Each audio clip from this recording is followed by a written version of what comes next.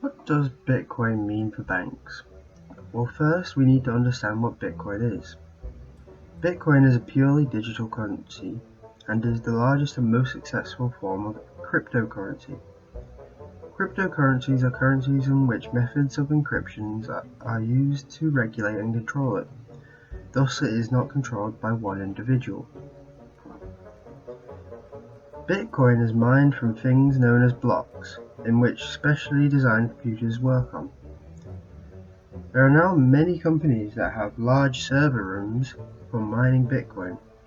Bitcoin can be purchased from either online marketplaces or Bitcoin ATMs. Now, the big difference between Bitcoin and banking is that Bitcoin uses a blockchain. This is where information is stored in blocks that record all transactions ever done through the network, thus allowing for peer-to-peer transactions, whereas banks act as a middleman within all of its transactions.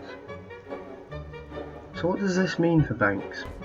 Well, people who use Bitcoin avoid taxation and many fees that banks apply with their many services. Thus, as Bitcoin becomes more widely known and accepted as currency, the more business is lost by banks, as people will begin to see Bitcoin as a more favorable payment method. But presently there are many issues and concerns with Bitcoin. For the users, one is that if they lost or had their Bitcoin stolen, then there is no compensation. This is because no one actually controls it.